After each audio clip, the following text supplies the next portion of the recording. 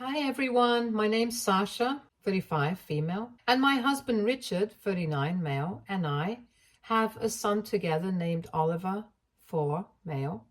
And my mother-in-law, Brenda, 67, female, has made such a weird demand out of me that I don't even know how to react.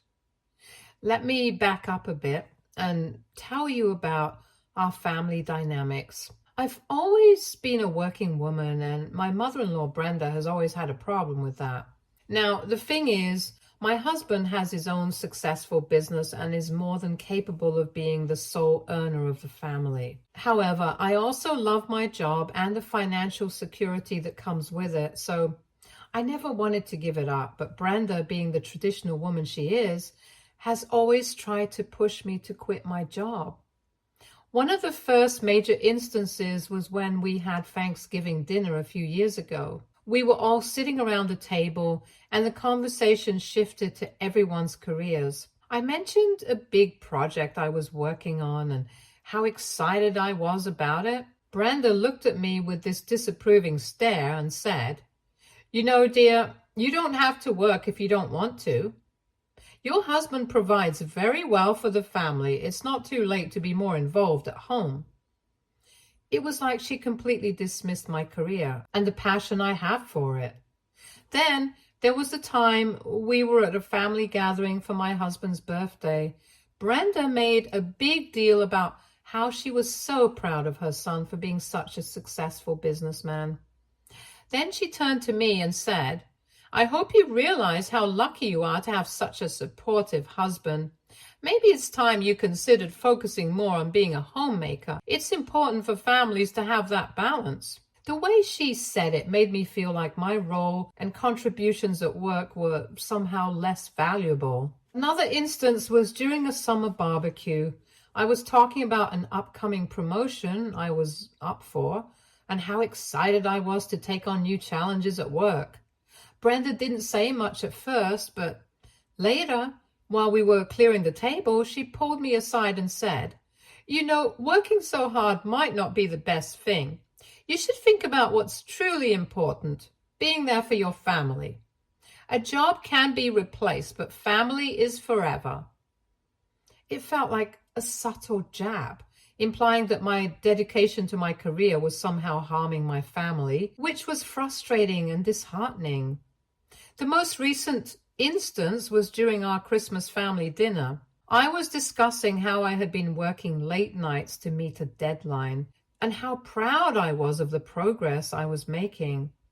Brenda, in her usual fashion, sighed and said, "You really should think about scaling back. Your husband and I both think you're working too hard. It's time to enjoy life more and focus on what truly matters." It's like she's always trying to convince me that my career is a burden and I should be content with just being at home. In every one of these situations, Brenda's comments seem to reflect her own beliefs about traditional gender roles and what she thinks a woman's place should be. It's not just that she's suggesting I quit my job. It's the way she makes me feel as though my ambitions and career are somehow less important than conforming to her ideals. I've tried to explain my perspective to her, that my job is not just a source of income, but also a part of who I am and something that brings me fulfillment. But every time she just waves it off, saying things like, "Well, everyone has their own priorities," with this undertone that implies mine are misplaced. Things changed a lot when I got pregnant with Oliver. Brenda had this assumption that as soon as I found out I was pregnant, I'd automatically quit my job and embrace the role of a stay-at-home mom. She seemed to have this vision in her head of what motherhood should look like, and it definitely didn't include a pregnant woman working. When I was around 6 months pregnant, I was still working full-time, and that's when Brenda's pressure really started to ramp up. One day, she came over to visit and noticed I was still working on a project from home. She immediately started in on me with, "You know, dear, it's really important to take it easy now that you're so far along. You should think about quitting your job. It's better for both you and the baby." Her tone was so insistent, It felt like she was almost trying to dictate my life decisions. Another instance was when I was at her house for a family dinner. I was tired and in the middle of preparing a presentation for work, and she saw me struggling to balance everything. She looked at me with a concerned expression and said, "Honey, you're about to become a mother. It's time to think about what's best for your child. Working while pregnant is one thing, but you should really consider taking a break and focusing on your family. It's what's best for everyone." Her pressure wasn't just verbal. It also felt like she was trying to undermine my choices by always suggesting that my job was secondary to being a mother. During another visit, she gave me a stack of brochures for parenting classes and said, "I've signed up for a few of these myself. I think you'd benefit from them. And it might give you a chance to think about taking some time off work." She acted like she was being helpful, but it felt like another way to push me towards quitting my job. One particularly frustrating moment was during a weekend family gathering. I was at a point where I had a lot of deadlines and was feeling pretty overwhelmed. Brenda took one look at me and said, "You know, you're working so hard. You should be at home resting and preparing for motherhood." It was as if she couldn't grasp that I was handling things just fine and that my work was also a significant part of my life. Even when we had a heart-to-heart about how I planned to balance work and motherhood, Brenda seemed to have her own agenda. I told her that I intended to take maternity leave and then return to work part-time. She looked at me with disbelief and disapproval and said, "You know, it's great that you're planning to return, but I really think it's important for you to prioritize being home with the baby. There's no substitute for a mother's presence." It felt like she couldn't accept that my choice to work part-time wasn't an attempt to neglect my role as a mother, but rather a way to balance both my career and my family. After Oliver was born, I was on maternity leave, and as I'd always planned, I was getting ready to return to work. Brenda, on the other hand, seemed to take this as a golden opportunity to insert herself into every aspect of my life. She started coming over more frequently, not to offer help, but to critique and comment on everything I was doing. One instance that really stands out is when she showed up unexpectedly one afternoon while I was trying to get Oliver into a nap routine. I was already exhausted from the sleepless nights and trying to figure out a schedule that worked for both me and the baby. Brenda walked in and immediately started inspecting the nursery. She looked around, raised an eyebrow, and said, "You know, I read that babies sleep better in a room that's kept a bit cooler. You should think about adjusting the temperature." It felt like she was undermining every choice I'd made about Oliver's care. And it was incredibly disheartening. Then there was the time she came over while I was trying to manage Oliver's feeding schedule. I was pumping and feeding him from a bottle, and Brenda decided it was the perfect moment to discuss the benefits of direct breastfeeding and tell me how it is better for kids. Now, some of you might think that she was just trying to give Oliver the best, but the truth is that she always said things in such a condescending tone that would boil my blood. The situation got even more overwhelming when she started coming over during my work hours. I had a few meetings lined up and was trying to balance working from home while also caring for Oliver. Brenda would just pop in and start rearranging things or giving unsolicited advice on how I should manage my time. One day, I was in the middle of a Zoom call with a client, and Brenda barged into the room asking something that I didn't even remember at the moment. It was incredibly distracting and made it hard to focus on my work. Richard and I had a serious talk about how to handle the situation. We were both feeling frustrated with Brenda's constant intrusion and her habit of critiquing our parenting choices. We decided it was time to set some boundaries. Richard called Brenda to discuss it, and we had her over for a sit-down meeting at our house. We were calm but firm. explaining that while we appreciated her concern and advice, we needed her to respect our decisions and give us space to figure things out on our own. Brenda was surprised and defensive. She initially protested, saying things like, "I'm only trying to help. I just want what's best for Oliver." It was clear that she didn't fully understand how her actions were impacting us. She seemed to take our request as a personal rejection rather than a necessary step for us to establish our own parenting style.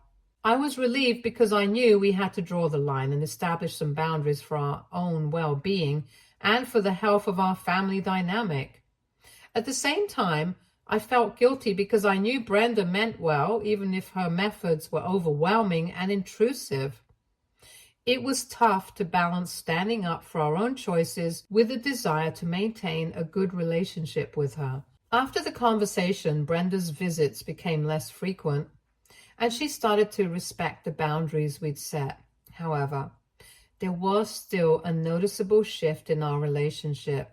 She seemed a bit distant and hurt, which was hard to navigate, but at least the constant pressure and critique had eased. After some time, I went back to the office, and Richard and I did everything we could to ensure Oliver was well taken care of. We hired a nanny, found a great daycare, and made sure to spend as much quality time with Oliver as we could. Despite our best efforts, Brenda didn't completely let go of her critical attitude. Every so often, she would drop these snide comments that really got under my skin. One day, we were hosting a small family lunch, and I was talking about how great our nanny was and how well Oliver was adjusting to the daycare. Brenda took a sip of her coffee, looked at me with this almost pitying expression, and said, "Well, at least Oliver's in good hands during the day. I just hope he's not missing out on too much of his parents' time." Her tone was so condescending, as if implying that we weren't doing enough for our child. It was incredibly frustrating because she wasn't seeing the full picture of how much effort we were putting in. There was also the occasion when we were having dinner with Brenda, and she brought up a recent milestone that Oliver had achieved at daycare, and she said, "Oh, that's nice to hear. I just hope you're not letting someone else do all the important stuff while you're at work." It was one of those moments where her comment felt like a direct attack on our parenting choices, even though she tried to mask it as a concern. The most frustrating instance was during one of her surprise visits. She showed up unannounced while we were getting ready for an evening out.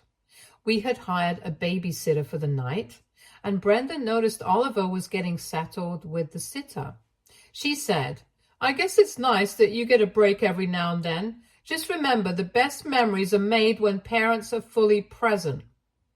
Her comments made me feel like we were failing in some way, even though we were doing our best to ensure Oliver was loved and cared for. I started to get used to brushing off these comments, but they still stung every time. It was hard not to feel defensive when it seemed like Brenda was constantly questioning our choices and implying that we weren't giving Oliver the attention he deserved. I knew deep down that we were doing everything we could to provide a loving environment for him. But Brenda's snide remarks made me second-guess ourselves more often than I would have liked. However, for the past few months, Brenda has been on overdrive with her critiques about how we're supposedly ignoring Oliver's needs. It's been incredibly hard to set boundaries with her, and her comments have been getting more and more intense. The worst was when she flat out told me that I either needed to become a stay-at-home mom or hand Oliver over to my sister-in-law, Rebecca, 31, female. I was absolutely shocked at what she was suggesting. Brenda's argument was that since Oliver spends some of his time with the nanny while Richard and I are at work, we might as well just let Rebecca take care of him. She said, "You know, since you're clearly so busy with your job, maybe you should consider having Rebecca look after Oliver full time. That way, he'd have constant care and you wouldn't have to worry about it." I was dumbfounded. It felt like she was dismissing all the effort we'd put into finding a good balance and assuming that anyone else could just step in and do a better job. When I heard that suggestion, I was livid. I told her outright that she was crazy for even suggesting it. I said, "Brenda, that's not a solution. I'm not just going to hand Oliver over to Rebecca like he's some sort of burden. We have a plan that works for us, and I'm not going to let you dictate what's best for our child." I was shaking with anger, feeling completely overwhelmed by her lack of respect for our choices and her need to control the situation. Brenda's response was even more infuriating. She said, "Well, you know that Rebecca is infertile and you're already handing him over to the nanny during the day. It's not like you're there with him all the time anyway. At least with Rebecca, he'd have family around him and not just a hired caregiver." To top it off, she had the nerve to accuse me of being ungrateful and a bad mom for choosing to continue working. She said, "You're so focused on your career that you're forgetting what's really important. A mother's place is at home with her child, and you're not being fair to Oliver." Richard was equally flabbergasted by Brenda's suggestions. When I relayed the conversation to him, he was furious. We both agreed that Brenda had crossed the line, and it was time to put a firm stop to her interference. Richard took it upon himself to address the situation directly. He told her, "Brenda, we've heard enough. Your constant criticism and suggestions are out of line. We've made decisions about our family that work for us, and we don't need you dictating how we should raise our child. We've set boundaries, and you need to respect them." Richard's words were firm and clear, but I could see Brenda was hurt and defensive. She tried to argue that she was only trying to help and that her intentions were good. But we made it clear that her help was neither needed nor wanted in this matter. We told her that her suggestions were not only inappropriate, but also undermined the careful balance we'd worked hard to achieve. We made it clear that we would not tolerate any further discussions on this topic and that she should never bring it up again. Things calmed down for a bit after our confrontation with Brenda. I thought maybe she had finally gotten the message and would back off. That was until one Tuesday when I had a major scare. I texted our nanny to check in on how Oliver was doing, and her response completely threw me off. She told me that Brenda had shown up unexpectedly, said she'd taken over and instructed the nanny to leave. I was shocked and instantly worried. I tried calling Brenda right away, but she didn't pick up. My heart was racing as I grabbed my things and left the office to head home. I couldn't shake the feeling of panic as I made my way back. When I arrived at our house, I noticed the main door was unlocked. I called out for Oliver and Brenda, but there was no response. My anxiety spiked as I rushed inside. I went straight to Oliver's room, and what I saw there made my blood boil. Brenda was in the middle of packing Oliver's things into a bag. She looked up, startled, as I burst through the door. I demanded to know what she was doing, and at first, she tried to play it cool, saying, "Oh, I'm just helping out. I was just organizing his things." I was furious, and my mind was racing with anger. "Helping out? You've got to be kidding me," I snapped. "You don't just show up and take my child without even asking me. What the hell do you think you're doing?" When Brenda realized I wasn't going to let her off the hook, she admitted that she intended to take Oliver to Rebecca's place.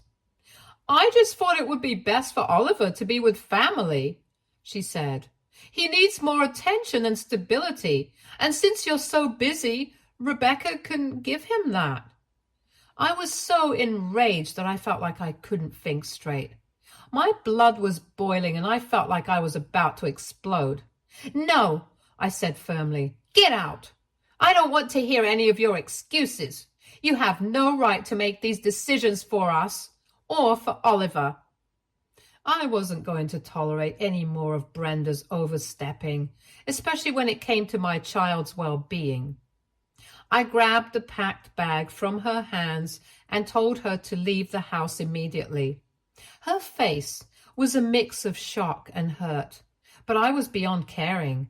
I couldn't believe she had the audacity to come into our home, disregard our boundaries, and try to take Oliver away without even discussing it with us first. It was a complete violation of our trust and our parenting decisions. As Brenda left, she tried to apologize and explain that she only wanted what was best for Oliver, but I wasn't interested in hearing her justifications. I needed to make it clear that she had crossed the line, and this kind of behavior was completely unacceptable.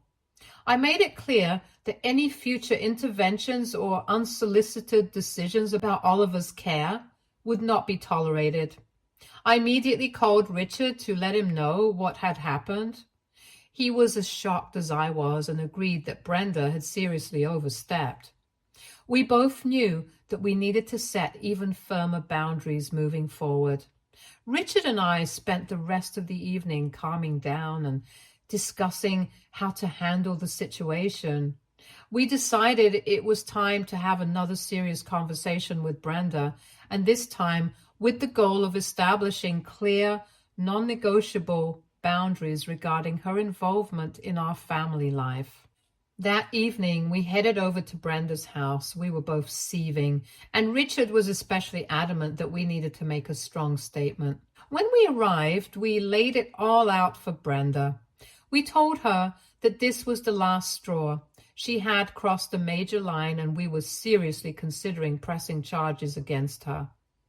We didn't even know if we had enough grounds to do it, but we wanted her to know that we were prepared to go all the way if necessary. We also mentioned that we had security cameras installed at our house, including in the rooms where she'd been caught trying to take Oliver. We said, "We have video evidence of you trying to take Oliver. This is serious, and we won't just let it slide." Honestly, we were hoping that this threat would be enough to scare her into backing off without us actually needing to involve the authorities. Brenda's reaction was immediate and desperate. She started begging us not to press charges, pleading with us to reconsider. She kept saying things like, "I didn't mean to overstep. I just want what's best for Oliver. Please don't do this."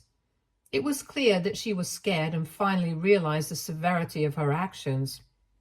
We told her flat out that if she wanted to avoid any legal trouble, she needed to stay away from us and our family. We emphasized that we would not tolerate any more interference or unsolicited advice about how we should raise our son. "If you care about our relationship at all," Richard said, "you'll respect our boundaries from now on and stay out of our lives." After laying down the law, we left her house. The whole ordeal was exhausting, and I couldn't help but feel conflicted. Part of me felt like maybe we'd let her off too easy, especially considering the gravity of what she tried to do. It was a tough call, and while the immediate threat was dealt with, I still worried about ensuring that Brenda wouldn't try to cross any more boundaries in the future. For now, it might be best to limit or even cut contact with Brenda for a while. This would give us time to establish our boundaries clearly and give Brenda a chance to understand the seriousness of our demands. I'd love to hear any additional suggestions or advice from anyone who has been in a similar situation. It's important to me that I'm doing everything possible to protect my son and ensure that our family can move forward without further issues. Update 1. After everything that had happened with Brenda, I thought I'd finally caught a break, but then a few days later, I received a call from Rebecca. She asked if we could meet, and since I was still reeling from the whole situation, I agreed. She came over to our house the same day, and I was bracing myself for whatever might come next. When Rebecca arrived, she was clearly upset, and she explained that she had found out what had happened and was really angry herself. She told me that Brenda had been lying to her, claiming that I was overwhelmed with work and wanted to hand over Oliver to her. Brenda had painted a completely false picture of the situation. Rebecca was furious when she learned the truth because Brenda had also told her that I didn't want to deal with Oliver and that I was embarrassed about failing as a mother. It was all a twisted manipulation to justify Brenda's own actions. Rebecca's anger was palpable as she shared how Brenda had been criticizing me and manipulating her own daughter. She said, "I had no idea Brenda was saying these things about you. She told me you were struggling and that you were too embarrassed to admit it. I thought you were actually okay with the idea of Oliver staying with me." I was livid hearing this. Brenda's deceit was far worse than I had imagined. Not only had she tried to take Oliver from us, but she had also been actively spreading lies and manipulating Rebecca to support her actions. It was a huge betrayal, not just to me, but to Rebecca as well. Rebecca went on to explain that she and her partner had been trying to have a child for the past 5 years without success. This situation had left her feeling particularly vulnerable and caught up in Brenda's scheme. She said, "I would never have tried to step in like this if I'd known the real situation.